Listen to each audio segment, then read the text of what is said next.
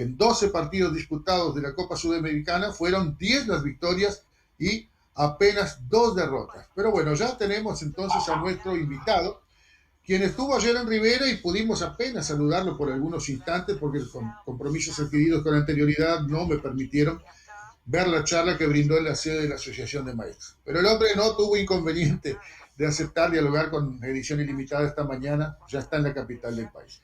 Ramón Ruiz, director del BPS en representación de los trabajadores y nuevamente candidato al cargo. Buen día y bienvenido a Edición Ilimitada. ¿Cómo estás? Buenos días, un gusto estar en contacto con ustedes. Estamos en Montevideo. Hace pocas horas llegamos de la ciudad de Rivera. Estamos ya en nuestro domicilio. Y bueno, y nos comprometimos ayer para R+,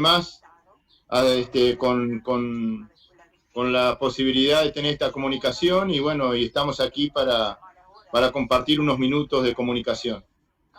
No tuvo oportunidad ni siquiera de dormir adecuadamente, por lo que realmente le agradecemos muchísimo. No los escucho bien, no los estoy escuchando bien. A ver, Andrés, si tenemos ¿puede ser un poco más alto? Andrés, ¿tenemos posibilidad de mejorar el sonido o será equipo de Ruiz? Yo intento, a ver si va mejorando el sonido. Ahora sí, ahora los escucho mejor. Bien.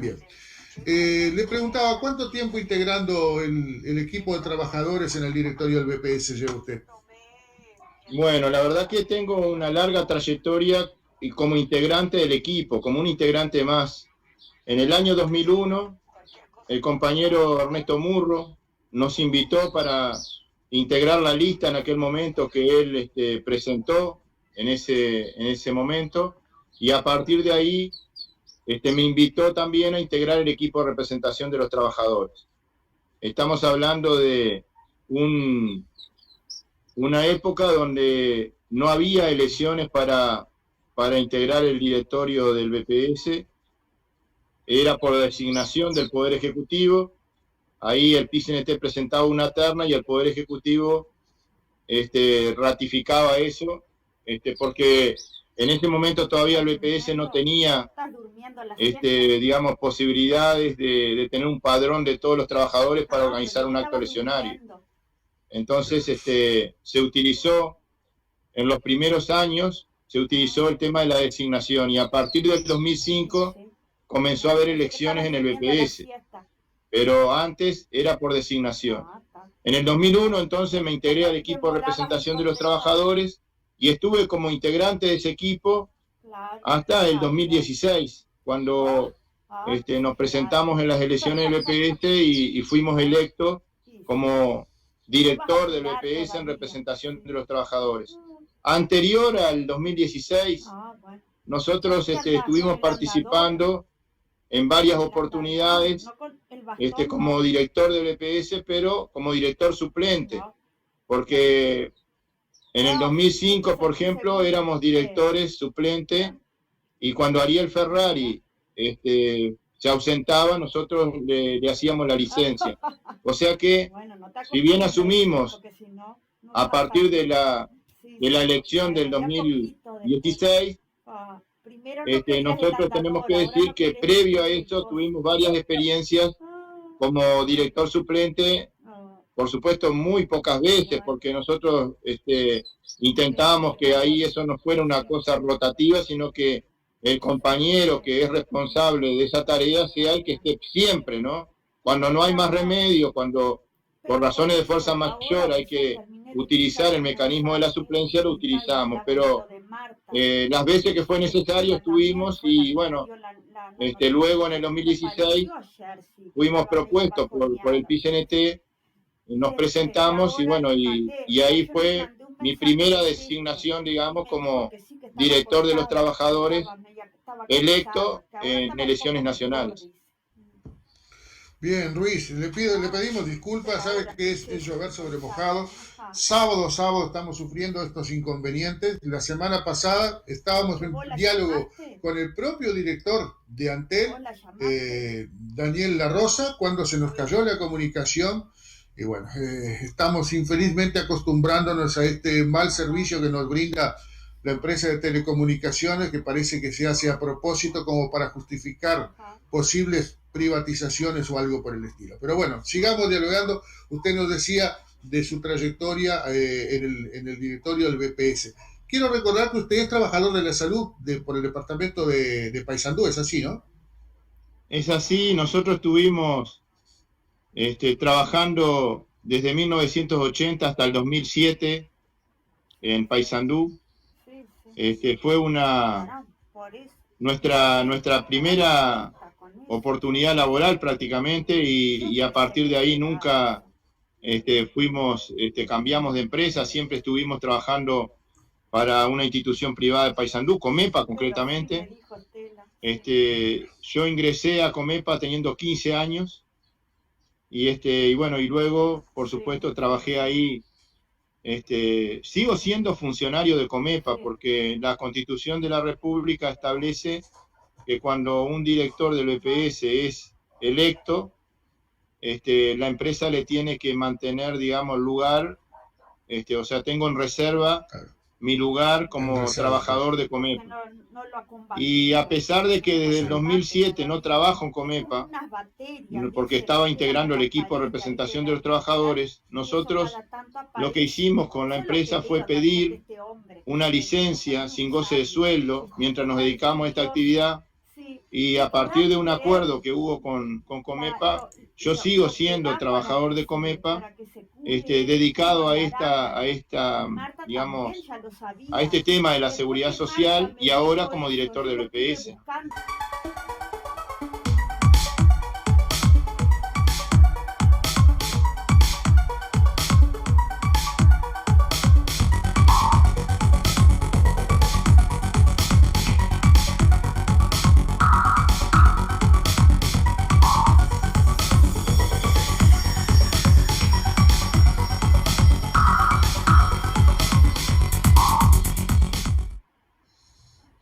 Intentemos poner buena onda, porque dicen que la tercera es la vencida, Ruiz.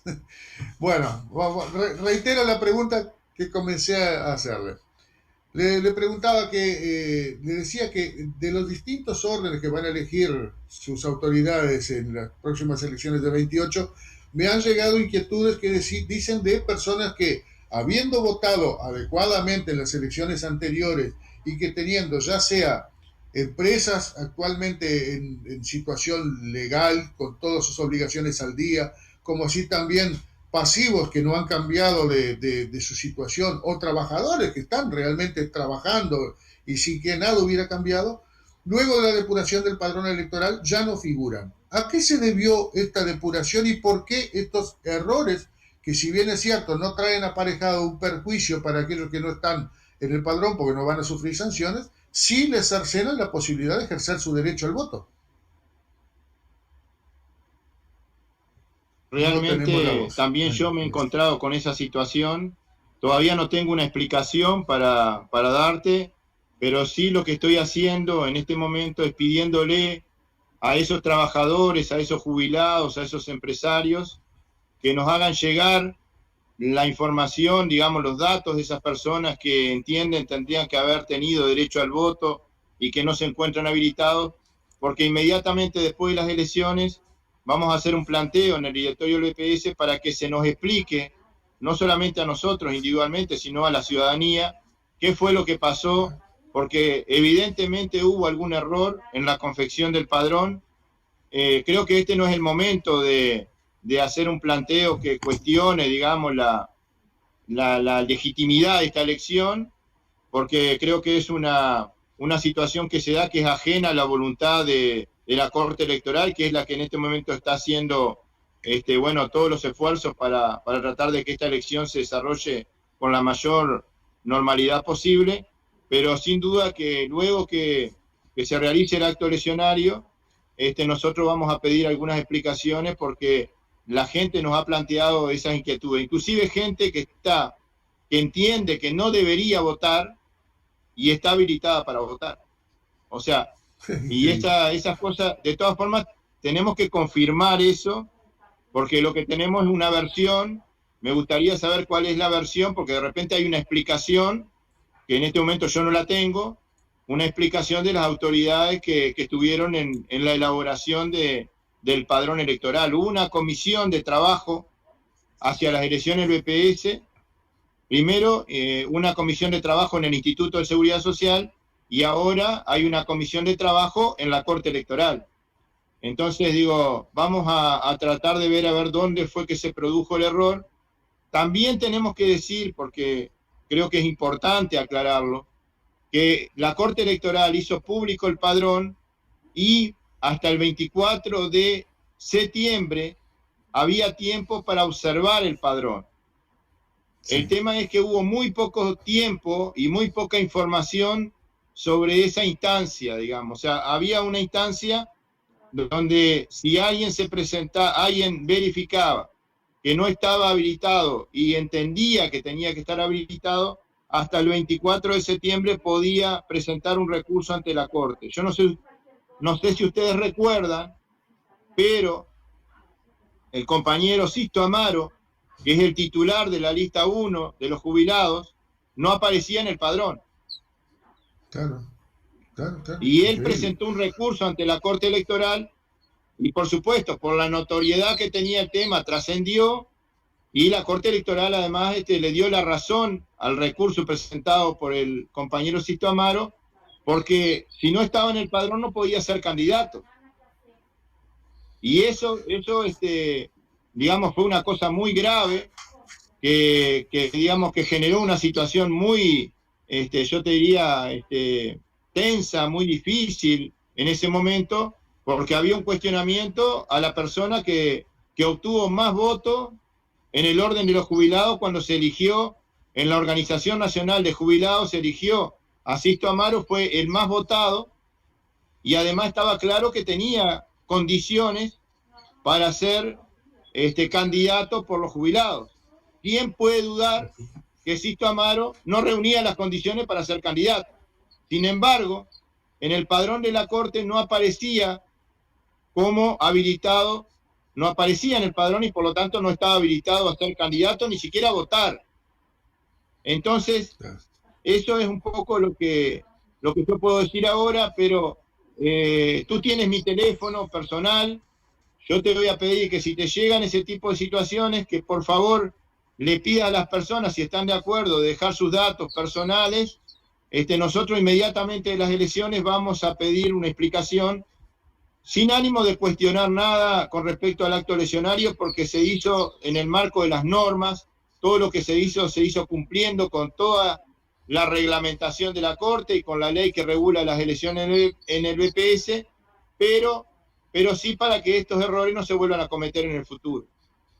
Claro, sí, le puedo asegurar, me voy a encargar de enviarle esto y tengo unas cuantas expresiones en ese sentido. Alguien me dijo en algún momento que esto obedecía a la sanción de... Te creo porque a mí también, en forma directa, personal y directa, me han planteado en las distintas instancias donde he participado, reuniones, asambleas. Anoche en Rivera hubo gente que tenía dudas sobre justamente su situación y lo que la Corte publicó, los circuitos, etcétera. Tenía dudas porque también se presentaron algunas situaciones parecidas a estas que me estás planteando. Claro. Ruiz, infelizmente los inconvenientes de conectividad nos han atropellado en los tiempos, pero no quiero dejar pasar por alto dos temas. Primero, ¿cómo evalúa usted la propuesta de reforma de la seguridad social que elaboró esa comisión de expertos, de la que la mayoría de expertos, a mi modesto modo de ver, no tiene nada? Está en contra, la representación de los trabajadores está en contra. Nosotros, por supuesto, como candidato a la lista 11, candidato titular, decimos que tenemos una posición contraria a las recomendaciones que presentaron en la comisión de expertos los 9 expertos que representan al gobierno y que fue acompañada por la representante de los empresarios, Elvira Domínguez. No estamos de acuerdo con esas recomendaciones por varias razones. Digo los titulares por razones de tiempo, pero a cuenta de una charla, porque esto sigue después de las elecciones, igual podemos tener otra comunicación para hablar solamente sobre las recomendaciones que presentaron los expertos. Pero, por ejemplo, en estas recomendaciones se insiste con que la solución para la seguridad social es bajar el gasto, o sea, reducir el gasto en seguridad social. Nosotros con ese criterio, con ese camino no estamos de acuerdo, porque para nosotros la seguridad social no es un gasto, es una inversión en la gente. Y nos parece que recortar el gasto significa recortar las prestaciones, significa rebajar los derechos de la gente, significa retroceder en materia de derechos para la gente. Porque el gasto, si convenimos de llamarle gasto, no inversión, el gasto en seguridad social, ¿qué es? Es el pago de las pensiones, el pago de las jubilaciones, el pago del seguro de paro, el seguro de enfermedad, de la asignación familiar, de la atención a la discapacidad, de las políticas de vivienda del EPS, del programa turismo social, de las órtesis, de las prótesis, del área de la salud del EPS, del Centro Nacional de Referencia en Enfermedades Raras y Malformaciones Congénitas. Es, digamos, cuestionar lo que hacemos con el laboratorio de pesquisas neonatal que tenemos en el EPS. Hablar de que vamos a reducir el gasto en seguridad social es recortar todos esos programas, todas esas políticas, todas esas prestaciones que brinda el BPS. Por lo tanto, no podemos estar de acuerdo con las recomendaciones que empiezan diciendo eso. Lo otro, no hay ninguna medida que apunte a que las jubilaciones, las altas jubilaciones que se dieron en condiciones de privilegio, aporten algo para la seguridad social. Estamos hablando de recomendaciones que dicen que se va a liquidar de otra forma la jubilación, y con esa nueva forma de liquidar se puede de alguna forma bajar lo que hoy conocemos como el salario, el monto básico jubilatorio, porque el promedio de esa jubilación se va a calcular sobre un periodo de tiempo mayor. Hoy se calcula teniendo en cuenta 20 años y se va a tener en cuenta 25 años. Y es aumentar el periodo, lo que hace es bajar el resultado de ese promedio y con eso el monto básico jubilatorio. Pero además, en esas recomendaciones se dice que las prestaciones por discapacidad, en lugar de tener una tasa de reemplazo de un 65%, la tasa de reemplazo es el porcentaje que voy a recibir de jubilación en base al promedio. O sea, ahora una persona con discapacidad le hacen el promedio y le otorgan como prestación el 65% de ese promedio. Las recomendaciones dicen que debería ser un 50%. O sea que las personas con discapacidad, cuando se jubilen, van a recibir menos jubilación. No podemos estar de acuerdo con estas recomendaciones. Pero además se propone aumentar la edad de retiro. El aumento de la edad de retiro a 65 años va a perjudicar a cientos de miles de trabajadores. Normalmente hablamos de los trabajadores de la construcción muy seguido, que no pueden trabajar hasta los 65 años, las trabajadoras domésticas, los trabajadores rurales en general. Pero hablemos también en particular de los trabajadores del arroz, de los trabajadores de la naranja, de los trabajadores que son sastrales en el campo y que no van a lograr jubilarse a los 65 años porque las condiciones de trabajo y de vida de esos trabajadores le impide trabajar hasta esa edad.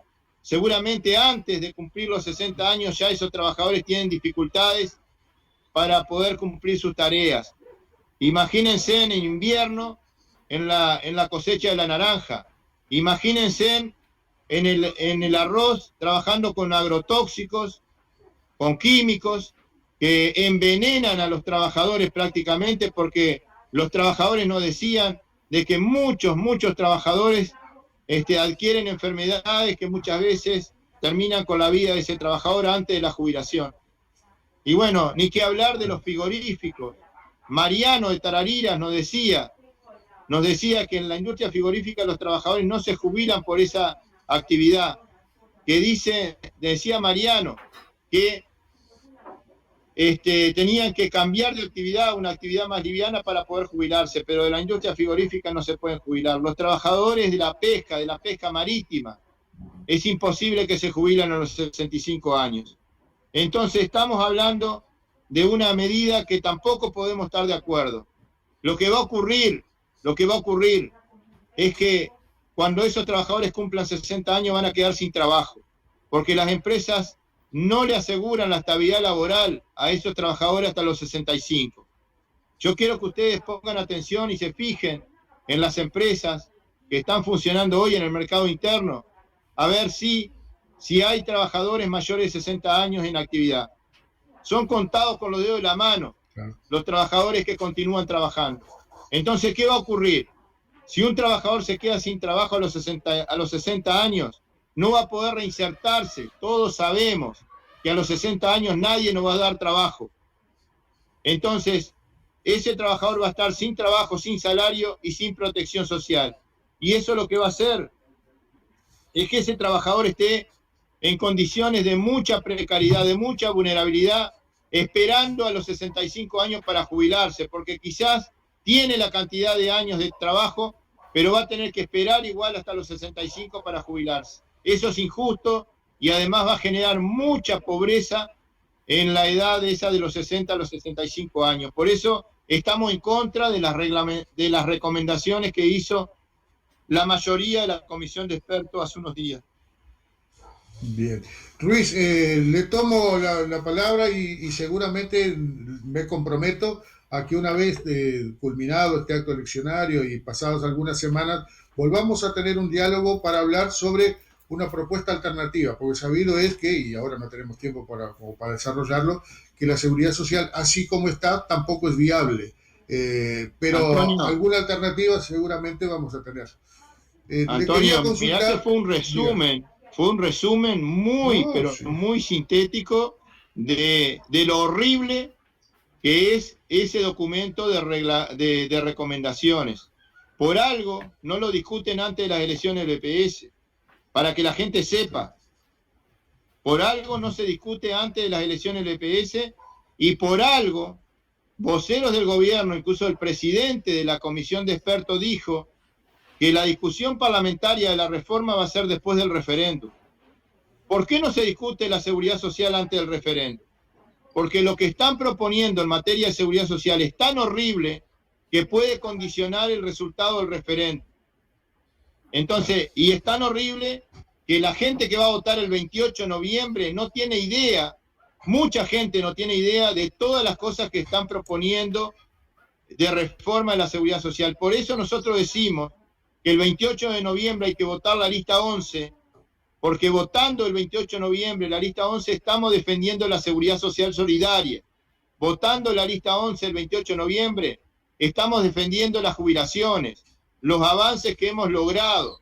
Votando el 28 de noviembre estamos diciéndole no al aumento de la edad de retiro, porque no solamente se vota una persona o se vota un equipo, sino que lo que se vota es una propuesta, es una posición, es una visión, es imaginarnos la seguridad social del futuro. Y nosotros queremos una seguridad social más fuerte. Un solo Uruguay está planteando que el BPS se encargue solamente de jubilaciones y de pensiones. Y eso es retroceder 100 años en seguridad social. Entonces, si nosotros entendemos que el 28 de noviembre votamos por seguir avanzando en derechos de seguridad social o votamos para retroceder 100 años en seguridad social, porque esas son las dos opciones que están arriba de la mesa este 28 de noviembre. La lista 11 con la gente que trabaja o un solo Uruguay planteando recortes en materia de seguridad social. Eso es lo que está arriba de la mesa en el orden de los trabajadores. Por eso invitamos, convocamos el 28 de noviembre a votar la lista 11 con la gente que trabaja, porque tenemos experiencia, porque estamos preparados, porque contamos con un equipo a nivel nacional que va a estar ayudando a la lista 11 y porque además nosotros hemos estado siempre, no aparecemos cada 5 años cuando hay elecciones. A mí me gustaría que los candidatos que se presentan, que todos los candidatos que se presentan en esta elección, en todos los órdenes, pero en particular en nuestro orden, explicaran dónde estaban estos 5 años, qué hicieron durante estos 5 años, cuál fue el rol que jugaron en estos 5 años, si estuvieron defendiendo la seguridad social solidaria o estuvieron muy cómodos en una silla de un despacho en el Parlamento en lugar de estar defendiendo la seguridad social solidaria. Nosotros estuvimos recorriendo el país, estuvimos defendiendo la situación que tenían los trabajadores notoriamente perjudicados por la SAFAP. Estuvimos luchando por una ley que le dio más oportunidad de empleo a las personas con discapacidad en el ámbito privado. Estuvimos luchando para generar un fondo de garantía para cuando un mal empresario abandona la unidad productiva y deja a los trabajadores colgados del pincel, debiéndole aguinaldos, salarios vacacionales, debiéndole las horas extras, los salarios. Creamos un fondo de garantía para atender esa situación. Nosotros estuvimos peleando para que las órtesis, prótesis y lentes sean universales para todos los trabajadores, porque hace 3 o 4 años había trabajadores que no tenían ayuda para los cristales y para los armazones. Y hoy es posible porque hubo una representación de los trabajadores que estuvo trabajando permanentemente. Me gustaría saber qué estuvieron haciendo los candidatos que hoy se presentan en estos 5 años. ¿Dónde estuvieron? ¿Qué estuvieron haciendo por la seguridad social? ¿Por qué aparecen cada 5 años y se presentan en las elecciones del BPS y no están siempre defendiendo la seguridad social? Aparecen haciendo críticas, diciendo que nosotros representamos únicamente a los trabajadores sindicalizados. Yo te pregunto, Antonio, las 35.000 personas que se desafiliaron de la SAFAP por la ley de cincuentones que logramos, ¿están todas afiliadas a un sindicato? No, no están afiliadas todas a un sindicato. Los 60.000 maestros que hoy tienen derecho a lentes, ¿están todos afiliados a los sindicatos de la enseñanza? No, no están todos afiliados a los sindicatos de la enseñanza. Por eso decimos que esta lista 11 representa a todos los trabajadores, a los que están sindicalizados y a los que no están sindicalizados, porque la seguridad social es un derecho humano y nosotros no le preguntamos a la gente si está agremiada o no, no le preguntamos a la persona a quién votó, porque tiene derecho a la seguridad social. Así que, repito, quiero saber a dónde estuvieron los que hoy se presentan a candidatos en estas elecciones y que le reclaman a nuestro equipo, a la lista 11, que rindan cuenta de lo que hicimos. Bueno, yo pido también que todos rindan cuenta de lo que hicieron durante estos 5 años y que expliquen dónde estaban, qué estaban haciendo, qué tarea estaban haciendo y quién les pagaba el sueldo durante ese tiempo. Ruiz, le agradezco mucho el tiempo, le pedimos una vez más disculpas que no son responsabilidad ni suya ni nuestra, pero bueno, termina complicándose la comunicación, esas dificultades que, como le decía, infelizmente las tenemos semana a semana. Pero queda hecho el compromiso, entonces en algunas semanas más volveremos a contactarnos con usted para dialogar un poco más en profundidad de la propuesta específicamente con respecto a la reforma de la seguridad social que pueda haber de parte del equipo de trabajadores del BPS. Le dejo un abrazo. Le enviamos un abrazo enorme a todos los trabajadores ahí en Rivera, porque anoche tuvimos una hermosa reunión en el local sindical de los maestros. Le mando un abrazo grande a todos los compañeros a la distancia y decirles que estoy profundamente agradecido por la hospitalidad y por el apoyo que tuve en la jornada del día de ayer. Muchísimas gracias y nos estamos comunicando cuando ustedes lo dispongan.